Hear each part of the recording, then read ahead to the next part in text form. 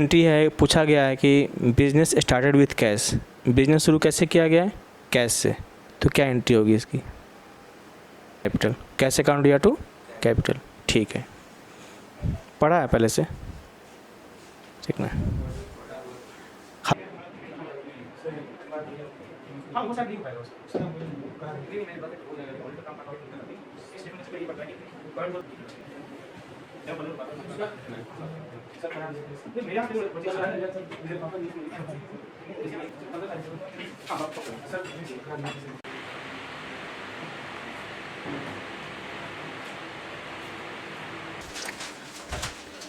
A, B and C are partner in a firm. A, B and C दो दिन लिखना पड़ेगा, otherwise question आपको पहले से मिल जाएगा। A, B आज का अपोजिट नहीं दिखाई बेटा।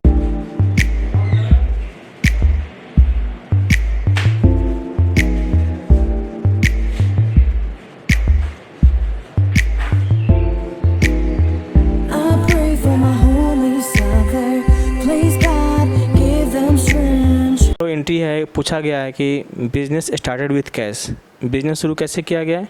कैश से। तो क्या एंट्री होगी इसकी? To capital. कैश अकाउंट या टू कैपिटल। ठीक है, पढ़ा है पहले से, ठीक ना? हल्का फुल्का पढ़ा हुआ है। ठीक ठीक ठीक, क्लास की नीड है ना।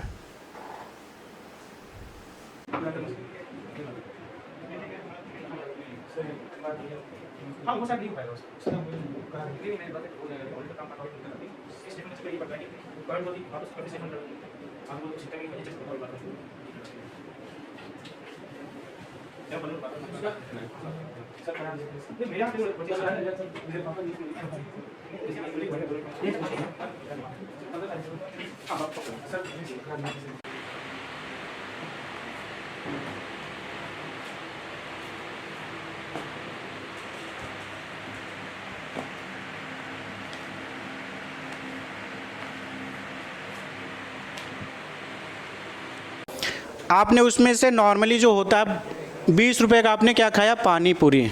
ठीक है, 20 रुपये का आपने क्या खाया?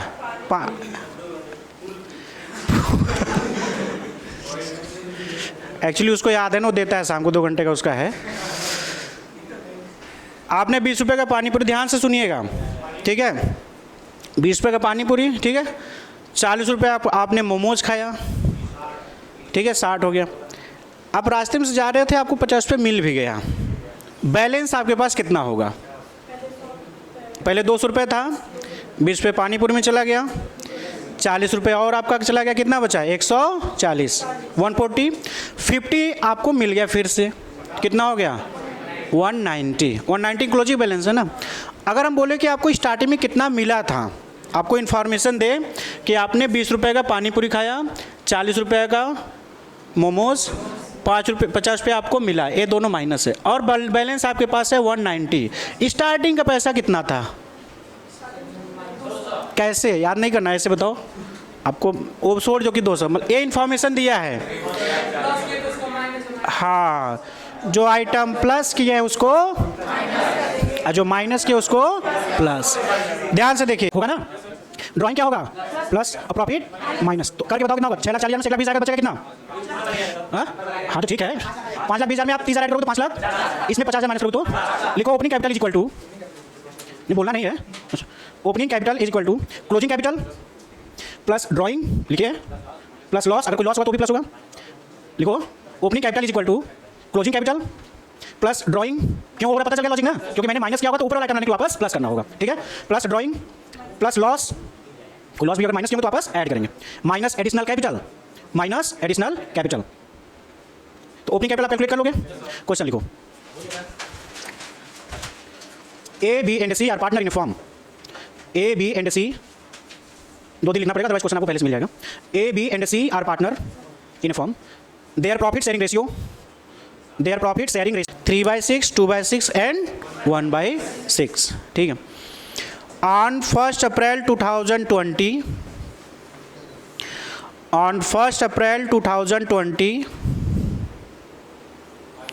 their capital contribution, शॉर्टकट में लिखा दे क्या क्वेश्चन? हाँ, ए का कैपिटल लिख लो 5 लाख, इतना तो अंडरस्टैंडिंग है, बहुत क्वेश्चन लिखे हो गए ऐसे। ए का कैपिटल 5 लाख, बी का 6 लाख और सी का 4 लाख। 5 लाख, 6 लाख और 4 लाख, ठीक है। ऑन 1 अक्टूबर 2020, हाँ 1 अक्टूबर 2020, ए विड्रॉ 50,000, 50,000 इन्हें विड्रॉ कर लिया। अब B withdraw 80,000, C introduce additional capital, C introduce additional capital rupees 1 lakh. Rate of interest on capital 10%, हाँ rate of interest on capital 10%, rate of interest on capital 10%, calculate interest on capital on 31 March 2021, calculate interest on capital on 31 March 2021। आपके पास 2 minute का समय है, जितना आपके पास previous knowledge है उसके हिसाब से अगर आप सॉल्व कर पाते हो तो ठीक है, अदरवाइज हम सॉल्व करके समझा के बताएंगे, ठीक है ना। तो जनवरी, फरवरी एंड मार्च, ठीक है। ये आपके 2020 में रहेंगे और ये 2021 का पार्ट हो गया। इतना तो आई थिंक क्लियर है सबको। आपने इंट्रोड्यूस किया है 5 लाख, 6 लाख और 4 लाख कैपिटल। अप्रैल, मई, जून, जुलाई, अगस्त, सितंबर कुछ नहीं करते। 1 अक्टूबर को कुछ होता है, तो अक्टूबर कहाँ होगा यहाँ पे बोलिए। तो 1 अक्टूबर को क्या बात होती है कि ए 50,000 निकाल रहे हैं शायद, तो माइनस हो जाएगा बोलिए। और बी क्या कर रहे हैं, बी भी माइनस कर रहे हैं, ड्रॉ कर रहे हैं, कितना 80,000। और सी क्या कर रहे हैं 1 लाख इंट्रोड्यूस कर रहे हैं, तो इनका प्लस हो जाएगा और ब्रैकेट मतलब माइनस। क्लियर है ना। आप लॉजिक समझो कि बैंक में आप 5 लाख रुपए जमा किए, आपको अप्रैल, मई, जून, जुलाई, अगस्त, सितंबर तक 6 महीने होंगे, तो 6 महीने पे बैंक आपको 5 लाख पे इंटरेस्ट देगा। एकदम रियल में समझो ना, 6 महीने पे कितने में इंटरेस्ट देगा 5 लाख पे। आपने 50,000 निकाल लिया, आपके अकाउंट में कितना पैसा बचा होगा 4,50,000। अगले 6 महीने किस पे देगा 4,50,000 पे। क्लियर है, इसका इंटरेस्ट क्लियर है ना।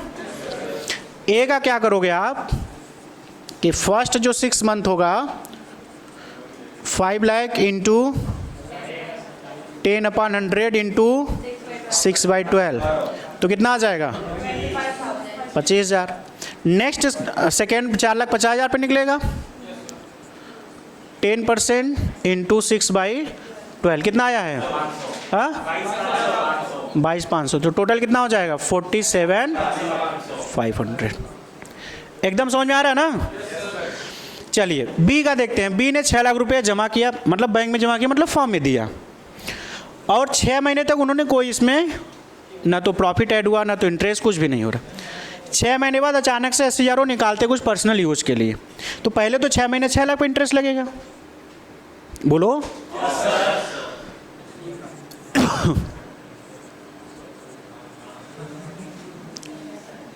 और डिपॉजिट कर दिया तो निकालोगे 4 लाख का 10% 40,000 होगा, तो 6 मंथ का कितना होगा 20,000। और 5 लाख का 10% 50,000 होगा, तो 6 मंथ का 25,000, तो उसका कितना आएगा 45,000 है। कोई दिक्कत नहीं है।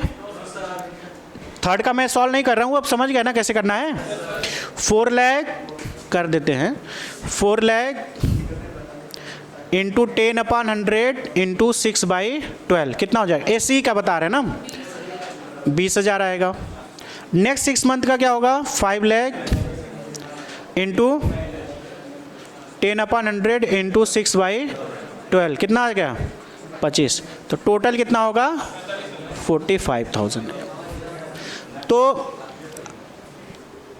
यहाँ पे इंटरेस्ट ऑन कैपिटल आपने निकाल लिया बिकॉज ओपनिंग कैपिटल दिया था। 70,000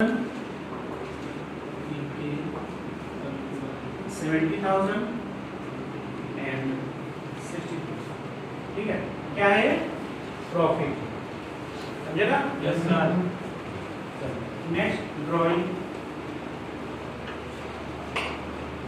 1 लाख 50,000 एंड 80,000। एडिशनल कैपिटल 20,000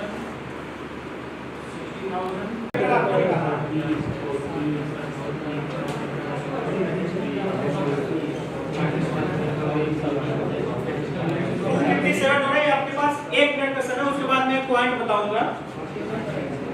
अगर आप वो पॉइंट पकड़ पा रहे हो तो 1 मिनट तक समय कर लो, नहीं कर पाओगे तो 1 मिनट में पॉइंट बताऊंगा। अगर उसके बाद जब पता अपोजिट का सम कितना बेटा हो 7 होगा।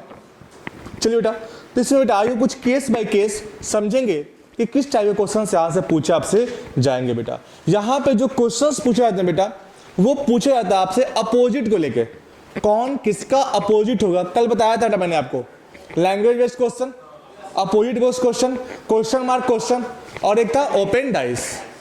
ठीक है बेटा, तो आज हम करने जा रहे हैं बेटा टाइप 2 अपना अपोजिट बेस्ड क्वेश्चन। ठीक है बेटा, अपोजिट बेस्ड क्वेश्चन। तो बेटा टाइप 2 अपोजिट बेस्ड क्वेश्चन, मतलब जो भी हम टॉपिक पढ़ेंगे उसमें टाइप वाइज क्वेश्चन को करेंगे बेटा। जिससे आप रिवीजन करने भी जाओगे तो क्या होगा, कॉपी पलटे एक बार, सारा टाइप ध्यान में आ गई, टाइप याद आ गया, क्वेश्चन कर ही लेंगे बेटा। परसेंटेज ही पढ़ेंगे, टाइप वाइज पढ़ेंगे बेटा। टाइम लगेगा कोई बात नहीं, बट सीखना बेटा, अच्छे से सीखना अपने को, कि एग्जाम में क्वेश्चन बदल के भी दे तो हम अपने आप को तैयार रहेंगे। तो चलो बेटा अपोजिट बेस्ड क्वेश्चन बेटा की बात करते बेटा। ठीक है, के नीचे 1 रहते टक 6 आना चाहिए, 2 लाना बेटा, 5 रहते नीचे टक 2 आना चाहिए, था कि नहीं, याद है ना? तो वो क्या था बेटा 7। तो अपोजिट में सम कितना आ रहा है 7। अगर अपोजिट का सम 7 हो जाए दैट इज कॉल्ड स्टैंडर्ड। तो जो हम लोग डाइस यूज करते थे बेटा, वो कैसा डाइस था, स्टैंडर्ड डाइस था। चलिए इतना कॉपी को जल्दी से। हमेशा डाइस में 3 ही फेस दिखेगा। 3 तो क्या होता बेटा, दिखता बेटा 3D शेप है ना, पर 3 क्यूब क्या होता है 3D शेप। 3 दिखे बेटा, 3 मुझे फेस नहीं दिखता बेटा। जो फेस दिखता है बेटा उसकी हम कंपेयर कर पाएंगे ना, क्योंकि साथ हुआ क्या, वो नहीं होगा बेटा। आगे बात समझे एक बेटा, 2 एग्जाम्पल एक चलता है आपके साथ में अभी।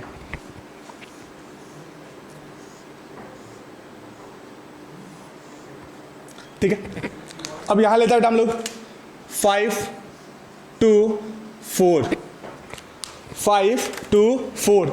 अब इन दोनों में डिफरेंस क्या है, दोनों डाइस में डिफरेंस क्या है बेटा।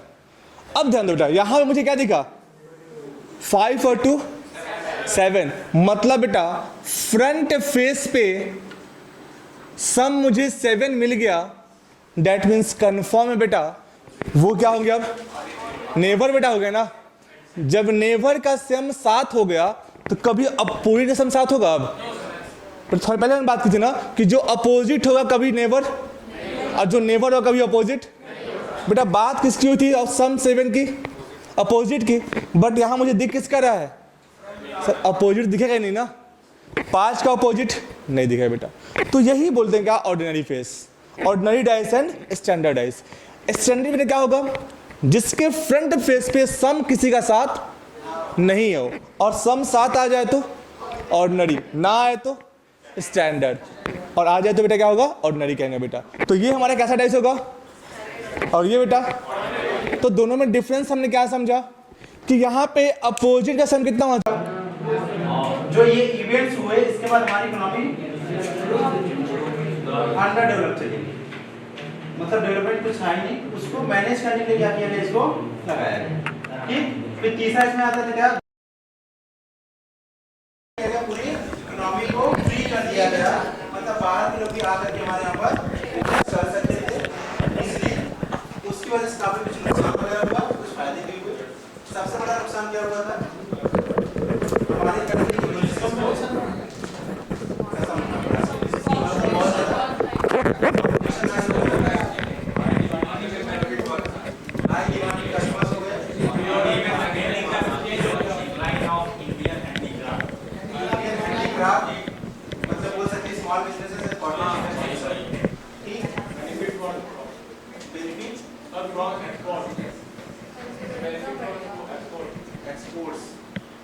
बेनिफिट तो नहीं हुआ ना उस टाइम पर उन्होंने क्या किया प्रोडक्शन में हमारा एक्सपोर्ट कम है आज भी हम लोग क्या है डेफिसिट में है मतलब एक्सपोर्ट आज भी हमारे यहाँ से कम होता है इंपोर्ट की तुलना में इंपोर्ट आज भी ज्यादा है एक्सपोर्ट की तो कभी भी हम लोग आगे हुए नहीं जिस दिन जिन्हें ऐसा बोला है उसमें चीज बताइए क्योंकि एक्सपोर्ट कम है इंपोर्ट चीज कम है ठीक अभी हमें कैसे चला है बांग्लादेश और चाइना यहां पे कंपटीशन सबसे बड़ा है और इंडिया रीजन है हमारी गवर्नमेंट ने क्या करा उस टैक्स को एफडीए का फ्री ट्रेड एरिया ठीक है फ्री ट्रेड एरिया को एफडीए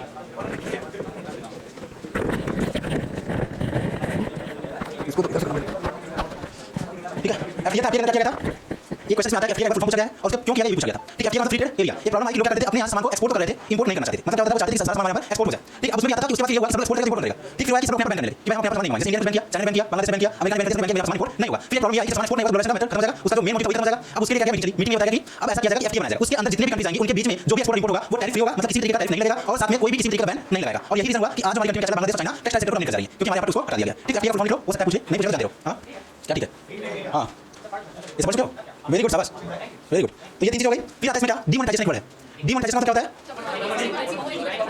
हाँ अच्छा अगर आप चाहो तो क्या करेंसी को एक्सेप्ट कर दो तो क्या आपको सजा हो सकती है अगर करेंसी को एक्सेप्ट करने से मना कर दें तो क्या सजा हो सकती है ठीक इसका मतलब इसके पीछे क्या लीगल टेंडर है और लीगल टेंडर मतलब ये होगा कि गवर्नमेंट को प्राइस कर रही है तो कहीं ना कहीं गवर्नमेंट प्राइस कर रही है तो लीगल टेंडर बना रही है तो सिर्फ एक काम करना है कि लीगल टेंडर को हटा देना है मतलब जिसको लीगल अप्रूव किया गया था उसको हटा दो क्या हो जाएगा डीमोनेटाइज होगा ठीक तो यही हमारे साथ में क्या पिछले वाले में 2016 को एक घटना घटी जिसमें 2000 के नोट्स 500 1000 2000 के नोट्स नहीं थे तो देखने हो 2000 के नोट्स पहले बनता था ठीक है तो देखने हो 2000 नोट्स था उसको भी सबको दे देंगे अरे ये बुक हाँ मटेरियल ठीक कहाँ पहुँचे 2000 नोट पहले आता था 2016 में 8 नंबर उसको बंद किया गया मतलब उसके लीगल टेंडर को हटाया 1500 नोट को बंद कर दिया और साथ साथ धीरे-धीरे और जो करेंसी उनको रिप्लेस कर दिया एक मिनट कैसे क्या सब नया नोट नहीं आया रिप्लेस हो रहा है धीरे-धीरे रिप्लेस हो रहा है जैसे ही बैंक के पास पुरानी करेंसी आती है पुरानी नोट्स वो उसको फिर देते हैं पब्लिक को वो अपने पास रखते हैं आगे करते हैं हां पुराने पास सिक्का पुराने पास सिक्का बनने के पीछे रीजन था ब्लेड वेरी गुड सारा काम लोग इसमें किया हुआ है शॉर्ट यूट्यूब शॉर्ट पे वेरी गुड ठीक तो 500 और 1000 नोट का क्या डिमोनेटाइज कर दिया गया और फिर नया नोट ला गया और साथ में सुनो एक अभी करंट में 2000 के नोट को रिप्लेस किया जा रहा है और शायद ही तुमको मिला होगा कि 2000 नोट मिली बहुत कम चांस है उसके पास में है और जो है वो भी अब आरबीआई के पास कलेक्ट करेगी रीजन क्या है जिस पर्पस के लिए डिमोनेटाइजेशन किया गया था वही पर्पस यहाँ पे हो गया मतलब पहले एक नोट दो नोट बनाते थे अब एक नोट बन जाएगा और प्लस उसका साइज छोटा है उसका वेट भी कम है वो सब चीज देखते हुए उसको भी कैसे किया जा रहा है वो सकता है मार्केट में 1000 नोट फिर से आ जाए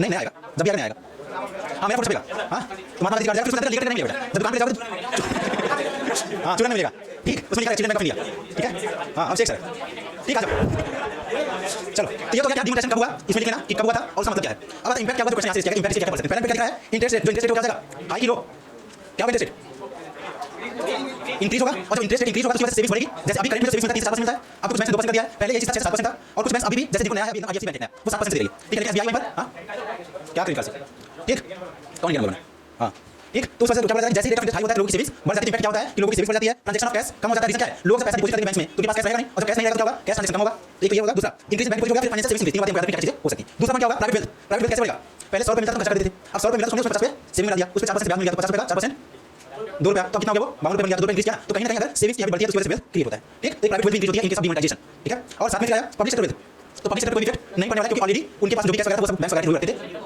पब्लिक सेक्टर में काम करते थे जो रेलवे उसके पास नहीं करते रेलवे को इसमें ये पब्लिक सेक्टर एम्प्लॉइज को नहीं बोला उस कंपनी को बोला कोई दिक्कत नहीं होती है उसको कोई इफेक्ट नहीं आता है ठीक है क्या चीज नहीं वेल्थ बढ़ रहा है उनके पास कैश कम होगा वेल्थ मतलब क्या होता है हमारे पास पैसा है उसकी कितनी वैल्यू ज्यादा है ना तो कोई पहले क्या करते थे हमारे पास कैश रहता था पैसा देते थे उस केस में पैसा बचा नहीं और दूसरा केस में पैसा जमा करके 2 रुपए मिल रहा है तो हमारे पास बढ़ी ना एक टाइम था 3-4 कंडीशन लिया जाए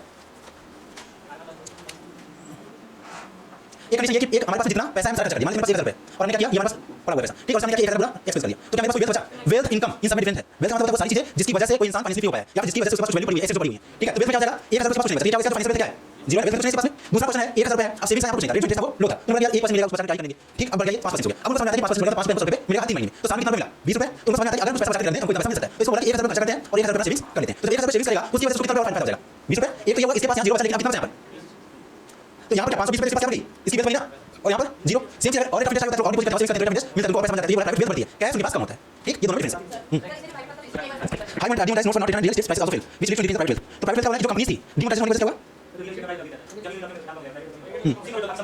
हाँ जब डिमोनेटाइजेशन हुआ उसमें क्या होता है फॉलो गया ना उनकी एसेट्स वैल्यू फॉलो गई एसेट्स वैल्यू फॉलो गई ठीक है अगर रेट ऑफ इंटरेस्ट बढ़ेगी और अगर ऐसा नहीं रेट ऑफ इंटरेस्ट कम हो गया क्योंकि डिमोनेटाइजेशन होगा तो उससे क्या होगा रेट ऑफ इंटरेस्ट गिर जाएगा और रेट ऑफ इंटरेस्ट मार्केट में डिमांड भी कम हो जाएगी तो जैसे डिमांड कम हो जाएगी क्या हो जाएगा अगर कोई मेरे पास एसेट प्राइस शेयर मार्केट में देखो कभी कोई 1000 शेयर खरीदा वो तुम्हारा 800 बन गया अब तुम्हारी कितनी बची 800 की तो वैसे रियल एस्टेट वगैरह जो है अगर डिमोनेटाइजेशन होगा तो उसकी वैल्यू हमेशा कम हो जाती है अभी कोरोना काल में जो अपने घर खरीदे हैं बहुत सस्ते मिल गया 10 लाख को 5 लाख मिलेगी अभी 6 लाख 8 लाख में अभी 2 दिन कोविड टाइम में 5 पैसा कौन सा खरीद रहे हो नहीं लॉन्ग टर्म में लॉन्ग टर्म में जमीन का हमेशा अप्रिशिएशन होता है, शॉर्ट टर्म में प्राइसेस फ्लक्चुएट कर सकती हैं, ठीक। हाँ तो ये लोगों का बचा नहीं था, डिमांड कम हो गई, और डिमांड कम होगा क्या होगा? हाँ पूछ लो, अरे पूछो, पर्सनल चैट पे पूछ लेना, ठीक है। अगर ऐसा कुछ हो सबका फायदा हो तो पूछ लो, सबके लिए नहीं सोचते। चलो आज फिर उसके बोला है डिजिटलाइजेशन। इसके अंदर क्या है, अभी देखा था हमने करंट में कोरोना के बाद से हम सब लोग क्या करने लगे हैं, कैश कम रखने लगे हैं और सारा ट्रांजैक्शन हम लोग पेटीएम वगैरह पे करने लगते हैं। जिनके पास नहीं होता उनको बोलते हैं कि ये हमारे थोड़ा गरीब लोग हैं। जिनके पास जीपे नहीं है, पेटीएम नहीं रखा है, तो बोलते हैं क्या भैया आप ऐसा नहीं रखते हैं, ठीक है। तो फ़ोन पे पेटीएम वगैरह है जो इसको यूज कर रहे हैं, ठीक। तो उसकी वजह से ऑनलाइन पेमेंट्स इंक्रीज कर जाते हैं। फिर लास्ट में आता है रियल इस्टेट, तो प्राइसेस क्या हो जाएंगी उसकी, कम हो जाएंगी क्योंकि डिमांड उसकी कम हो गई है। टैक्स कलेक्शन बढ़ जाएगा, रीज़न क्या है, जितना पैसा छुपा के रखे हुए थे गवर्नमेंट से, अब क्योंकि हमको नोट लेना है नया वाला, तो कहीं ना कहीं हमको बैंक में जाना पड़ेगा, और बैंक में जैसे ही जाओगे सारा रिकॉर्ड हो जाएगा, तो उसके ऊपर चार्ज लगेगा, टैक्स लग जाएगा, तो उसकी वजह से टैक्स कलेक्शन, हाँ जाएं, भगा रहे हो, हाँ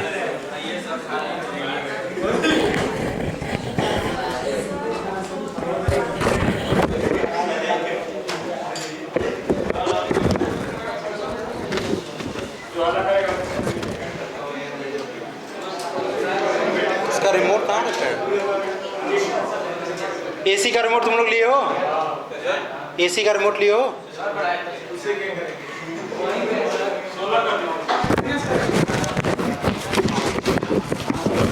हाँ माइनस करेंगे,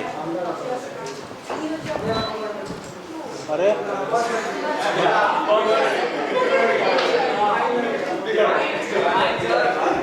16 पे कर दी, ठीक है, बढ़ा दें,